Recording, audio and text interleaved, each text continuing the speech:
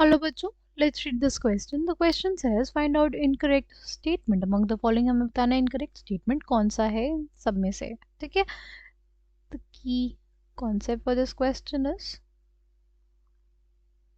oxidizing and reducing agent. Oxidizing agent क्या होता है? Oxidizing agent वो species होते हैं जो सामने वाले को क्या करेंगे, ऑक्सीडाइज करेंगे और उनका खुद का क्या होगा, रिडक्शन. राइट. रिड्यूसिंग एजेंट क्या होता है, सामने वाले का क्या करते हैं, रिडक्शन, और खुद का इनका क्या होता है, ऑक्सीडेशन होता है. राइट. अगर हमें यहाँ पे बोला गया है Mn+3 जो है वो हमारे पास क्या है, एक ऑक्सीडाइजिंग एजेंट है. राइट. यानी ये सामने वाले को ऑक्सीडाइज करेगा और खुद इसका रिडक्शन हो जाएगा. अगर खुद इसका रिडक्शन होगा तो किस में जाएगा, जो मोर स्टेबल ऑक्सीडेशन स्टेट होती है वो विच इज Mn+2. राइट.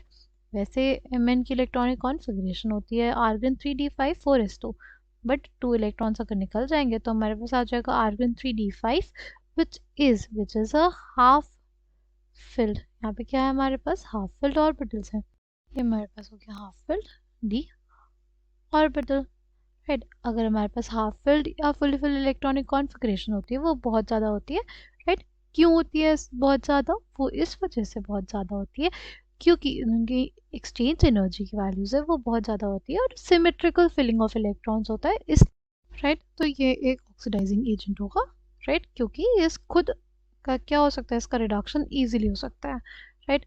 अगर बात करते हैं Cobalt+3 की, तो ये भी हमारे पास एक ऑक्सीडाइजिंग एजेंट होता है. ये रेडिली कन्वर्ट हो जाता है Cobalt+2 में. ऐसा क्यों होता है, ऐसा इस वजह से होता है क्योंकि इसकी जो हाइड्रेशन एंथैल्पी होती है, वो बहुत ज़्यादा होती है. Cobalt+2 की हाइड्रेशन एंथैल्पी ज़्यादा होने की वजह से ये बेसिकली प्रेफर करता है कि Cobalt+2 ऑक्सीडेशन स्टेट में रहे, ना कि +3 ऑक्सीडेशन स्टेट में. राइट.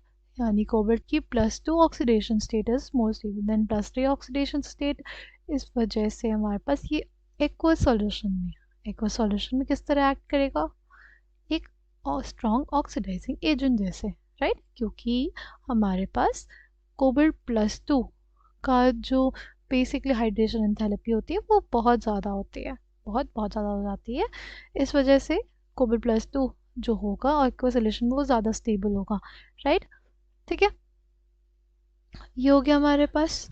नाउ अगर हम लोग बात करें next, we have Titanium+2, Vanadium+2 and Chromium+2 strong reducing agent होते हैं.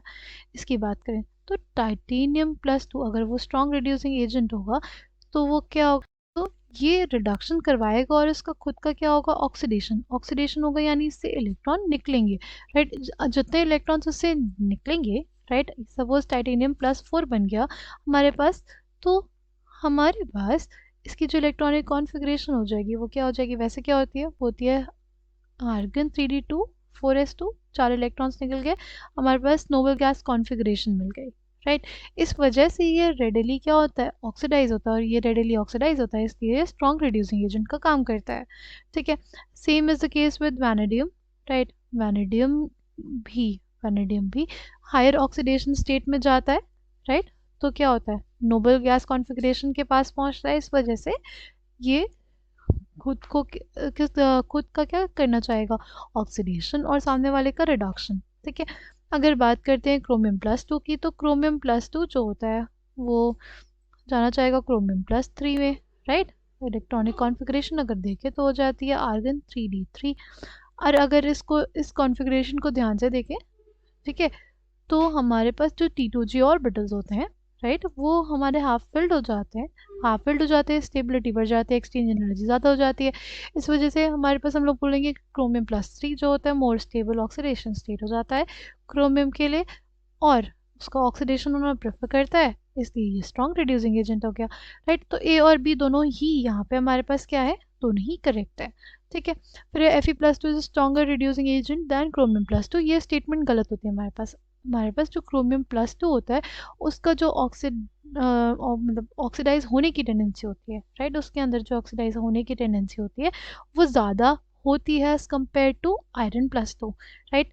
इसको हम लोग देख सकते हैं with the help of electrode potential की जो वैल्यूज़ हैं. Right. E0 values for Chromium+2 से Chromium+3 क्या होती है, 0.41 वोल्ट्स होती है, राइट।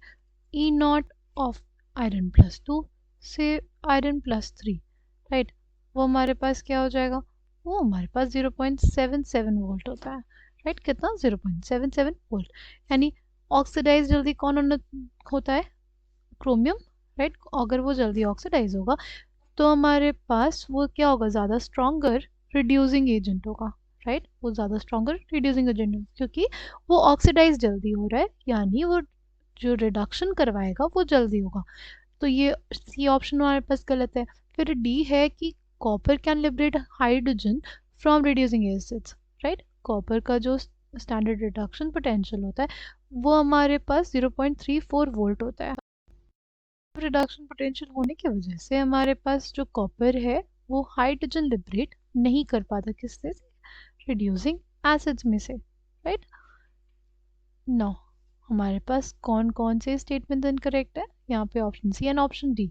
हमारे पास copper can not liberate hydrogen, right, और क्रोमियम प्लस 2 जो होता है वो ज़्यादा स्ट्रॉन्गर रिड्यूसिंग एजेंट होता है Fe+2 के कंपैरिजन में, ठीक। Option C and option D are the correct answer for this question. I hope you understood. Well, thank you, all the best.